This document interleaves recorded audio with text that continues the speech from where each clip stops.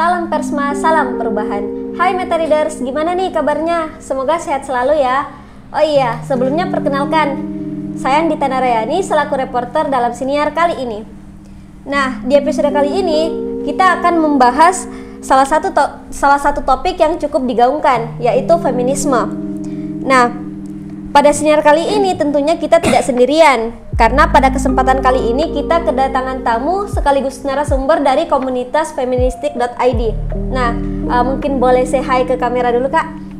Halo, selamat sore teman-teman semua yang ada di sini dan juga yang sedang menonton tayangan ini nantinya. Nah, sebelumnya mungkin dari teman-teman Metatalk ada yang belum mengenal kakak dan komunitasnya nih kan, boleh perkenalan dulu mungkin? Ya, baik, boleh, terima kasih Kak Dita. Oke, jadi teman-teman perkenalkan, nama saya Inditi Amanda Syahrir, biasa dipanggil Indi atau Amanda, tapi lebih akrab disapa Indi aja. Oke, jadi saya dari komunitas feministik ID, ya, dan saya berlokasi di Makassar. Nah, berbicara soal feminisme nih, mungkin beberapa teman-teman yang masih mendengarkan masih banyak belum tahu seperti apa sih gerakan feminisme itu. Mungkin dari Kak Indi boleh dijelaskan dulu mungkin? Oh ya, boleh. Jadi kalau menurut saya, feminisme itu merupakan sebuah paham atau ideologi yang menyatakan persamaan hak antara laki-laki dan perempuan. Seperti itu, Kak. Dan juga feminisme itu berasal dari kata femina yang artinya keperempuanan. Jadi bisa disimpulkan feminisme itu merupakan hal yang mendefinisikan, membangun dan mencapai kesetaraan gender di berbagai lingkup, baik itu politik, ekonomi, pribadi, dan sosial. Nah, kebanyakan orang miskonsepsi soal hal ini. Nah, terus nih Kak, dari beberapa informasi yang kami temukan di internet ataupun sosial media, ternyata feminisme ini banyak alirannya kan. Nah, mungkin kakak bisa jelasin beberapa aliran mungkin?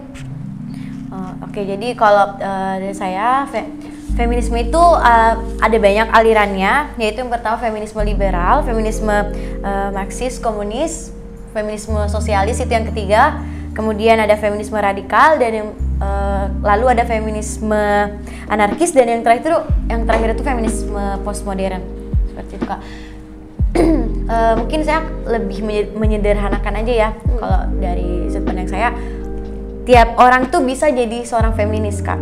Kenapa? Dan juga banyak alirannya. Jadi seperti saya misalnya, saya seorang feminis yang mana lebih menggaungkan atau mengkampanyekan terkait isu-isu kekerasan seksual misalnya. Sedangkan kalau teman saya yang lain lebih menggaungkan isu-isu tentang persamaan hak antara perempuan, laki-laki dan perempuan di lingkup politik, ekonomi, misalnya kayak yang pekerja rumah tangga, begitu, pekerja buruh, seperti itu. Itu banyak macam-macamnya alirannya feminisme seperti itu, Kak. Nah, karena feminisme ternyata banyak alirannya, lantas komunitasnya kakak alirannya lebih ke arah mana sih? Kalau dari saya sih kalau menurut saya lebih ke arah ini kali ya, yang post modern itu mungkin. Karena kalau dari komunitas feministik sendiri tuh nggak memandang kasta yang ini itu, maksudnya sama aja, setara gitu. Seperti itu, Kak. Ada terkait soal aturan nih yang RUU PKS dan gerakan feminisme yang cukup kontradiktif. Nah, hal apa yang kakak lakukan serta komunitas apa yang kakak lakukan untuk sampai ke masyarakat? Kalau dari saya dan komunitas saya sendiri sih, bagaimana caranya agar kita bisa mengkampanyekan atau menggaungkan lebih luas lagi, lebih besar lagi terkait apa sih urgensinya RUU PKS ini dengan isu kekerasan seksual tersebut. Karena bagi saya ya, RUU PKS ini merupakan payung hukum bagi para korban dan penyintas di luar sana yang mengalami ketertindasan, baik itu kekerasan seksual, kekerasan fisik dalam rumah tangga, dan lain sebagainya. Berbicara soal feminisme, kan sekarang ada beberapa isu seperti kekerasan seksual atau bahkan ada yang menghalalkan KDRT, sampai ada juga yang masalah ekonomi bahwa perempuan hanya harus di dapur. Menurut kakak, isu apa yang paling memprihatinkan di antara semuanya mengenai feminisme? Menurut saya dari semua isu yang kakak tanyakan tadi itu ya, menurut saya semua isu yang melibatkan itu apakah itu konteksnya ketertindasan, itu menurut saya urgent semua sih, ya krusial semua, penting semua. Jadi ya sama semua gitu isunya, maksudnya kita nggak boleh aware dari isu-isu tersebut, ya harus diatasi gitu. Lantas pergerakan seperti apa yang komunitas feministik.id lakukan terhadap isu-isu tersebut? Kalau dari komunitas feministik sendiri tuh lebih kepada menyiapkan ruang aman bagi perempuan-perempuan di luar sana untuk sekiranya bagaimana ketika mereka ingin belajar, berproses gitu kan, ya ingin sharing gitu, entah itu sharing terkait pengalaman keperempuanannya mereka dan lain sebagainya, itu kita menyediakan ruang aman seperti itu agar perempuan-perempuan penyintas lainnya di sana itu mereka bisa mampu berdaya dan kuat lagi dengan dirinya sendiri, seperti itu Kak. Jadi komunitas feministik.id ini kurang lebih untuk sebagai wadah untuk perempuan, ya, wadah pemersatu begitu, sebagai ruang aman juga bagi teman-teman perempuan lain di luar sana. Nah, karena kayaknya sharing-sharingnya udah cukup, mungkin kita bakal ada sesi Q&A soal feminisme. Nah, ada 3 pertanyaan, mungkin Kak Indi bisa jawab, mungkin? Ya. Nah, boleh. dari pertanyaan pertama, apakah toxic masculinity itu masih ada hubungannya dengan feminist movement?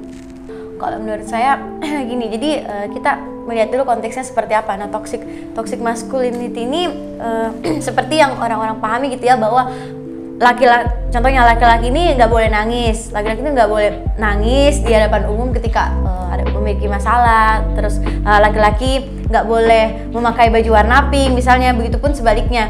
Nah, kalau menurut saya apa hubungannya dengan pergerakan feminisme itu? Menurut saya relate sih, karena kenapa?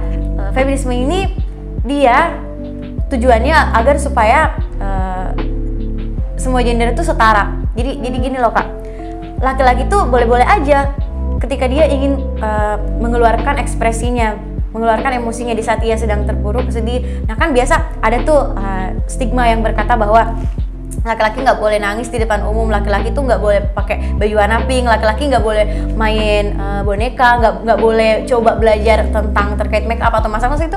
Menurut saya boleh-boleh aja, kenapa enggak gitu kan? Maksudnya kan kita sama-sama manusia, sama-sama individu yang berkembang gitu, hanya saja yang membedakan mungkin jenis kelaminnya seperti itu. Jadi nggak menutup kemungkinan bahwa setiap orang bisa melakukan apa yang ia mau, apa yang ia inginkan, karena ya kita memiliki kapasitas yang sama dan kenapa tidak gitu kan? Karena selagi itu nggak merugikan orang lain. Ya. Karena faktanya manusia diciptakan sederajat, laki-laki dan perempuan memiliki hak dan kesempatan yang setara dalam kehidupan. Betul itu.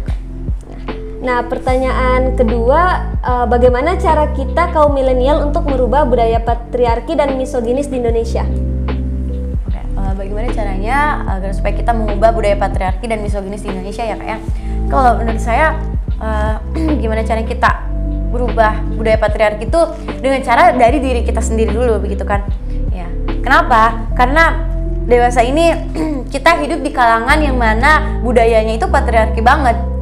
Contoh kecil aja dari keluarga kita misalnya kan, keluarga kita yang memang itu pasti misalnya dari ayah ibu kita atau kakek nenek itu masih minim terkait edukasi semacam itu mungkin ya di masanya mereka. Kalau di masanya kita kan udah beda lagi kan, segala akses pengetahuan itu dapat kalau di masa kita sekarang. Nah, bagaimana cara kita mengubahnya itu bermula dari diri kita sendiri dulu. Kita berusaha edukasi diri kita dengan lebih baik lagi, berusaha aware dan tidak menutup pikiran kita, atau kalau bisa sih kita berusaha untuk open minded ya terhadap hal-hal yang baru. Tetapi kembali lagi kita harus memfilter apakah hal tersebut baik atau buruk untuk diri kita begitu. Dan setidaknya setelah kita menerapkan itu untuk diri kita sendiri, kita berusaha untuk mengedukasi orang-orang sekitar kita ya, mungkin dari keluarga kita dulu, saudara kita, teman-teman terdekat, mungkin di lingkungan sekitar kita. Nah kalau sudah seperti itu kan kita istilahnya gini, kita bisa dan mampu mengubah pikiran orang lain. Kenapa tidak gitu kan, maksudnya dari diri kita sendiri dulu, seperti itu Kak. Itu kalau dari kalangan budaya patriarki. Dan dari komunitas feministik sendiri juga kita selalu mengkampanyekan bahwa terkait feminisme itu apa, dan apa sih ini, kalau patriarki itu seperti apa, seperti ini, yang mana di situ patriarki itu laki-laki lebih dominan daripada perempuan gitu. Ada ketimpangan relasi kuasa di antara itu. Dan kalau misoginis. Nah, sama misoginis itu kan artinya ya merupakan suatu istilah yang mana membenci perempuan gitu. Ya, seperti itu Kak. Contoh hal kecilnya ini aja gitu. Di lingkungan sekitar kita, contohnya dalam lingkup organisasi ya.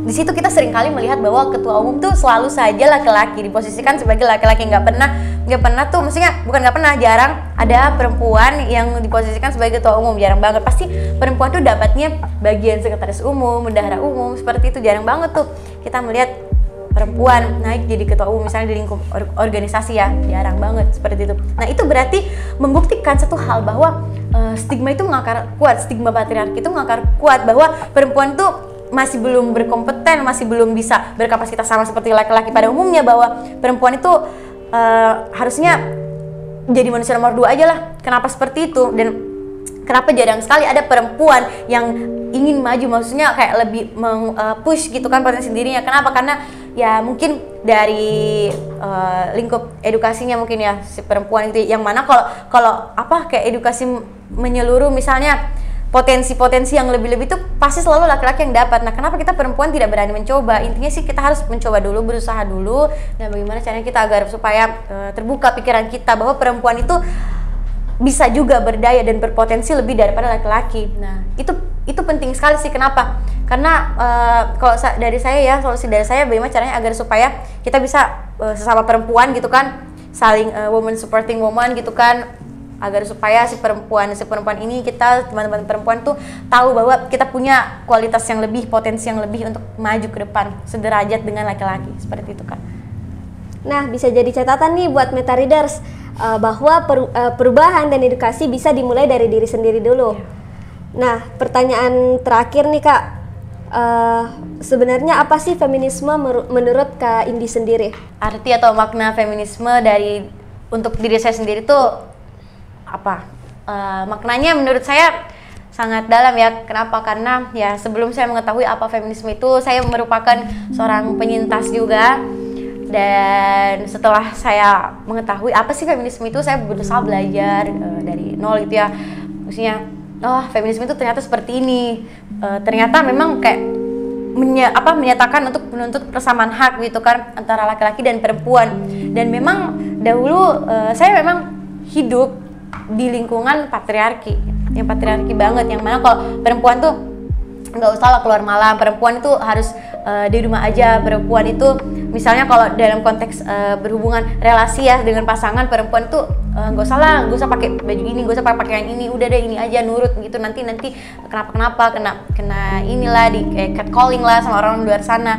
Nah, setelah saya menemukan makna saya feminisme itu apa ya, seolah jati diri saya yang baru gitu, jati diri saya seperti itu. Saya seolah menemukan hidup saya yang baru kembali begitu. Saya menemukan support system saya, di mana ketika saya mengenal feminisme itu, saya menemukan orang-orang yang suportif kepada saya, saling mendukung satu sama lain, seperti itu Kak. Dan ya menurut saya juga kita jangan terlalu maksudnya jangan terlalu mendengar stigma-stigma di luar sana terkait itu. Apa yang dikatakan oleh orang-orang di luar sana terkait feminisme itu adalah buruk. Apalagi kayak ya misalnya kayak feminazi nih, enggak seperti itu. Mereka tentunya belum memahami makna lebih dalamnya feminisme itu seperti apa.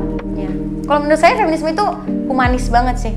Ya, seperti itu. Nah, oke, mungkin sharing-sharingnya dicukupkan dulu bersama komunitas feministik.id. Sebelum kita tutup nih, mungkin Kak Indi ada pesan yang ingin disampaikan ke masyarakat di luar sana? Ya, kalau dari saya sendiri sebagai seorang individu yang memang masih berproses juga, kenapa tidak gitu kita untuk tidak terlalu mendengar stigma-stigma di luar sana. Kita sebagai individu, khususnya saya sendiri sebagai perempuan, merasakan betul bagaimana posisinya sebagai perempuan itu sulit. Nah, tapi disinilah upaya kita jangan pernah berhenti untuk menggaungkan suara-suara kita agar supaya teman-teman perempuan yang lain tuh mampu berdaya sama-sama. Mari ayolah kita berdaya bersama-sama, jangan saling tuduh-menuduh, jangan saling gitu ya. Intinya ayolah kita sama-sama coba kita menemukan perspektif baru kita. Dan menurut saya ini pembunuhan yang paling pembunuhan yang paling berat, yang paling jahat itu bukan dari peluru tajam atau senjata, tetapi dari stigma masyarakat di sekitar kita. Terima kasih. Baik, itu dia pembahasan kita soal feminisme. Terima kasih ke Kak Indi yang menyempatkan waktunya untuk hadir dan memberikan informasi tentang feminisme. Nah, feminisme adalah gagasan radikal bahwa perempuan juga manusia. Buat teman-teman, jangan lupa like, komen, dan subscribe channel YouTube kita, dan pantau terus sosmed kita di IG yaitu @persmapenup, serta portal berita kami di metanayak.id. Saya Andita Narayani pamit undur diri. Salam Persma, salam perubahan.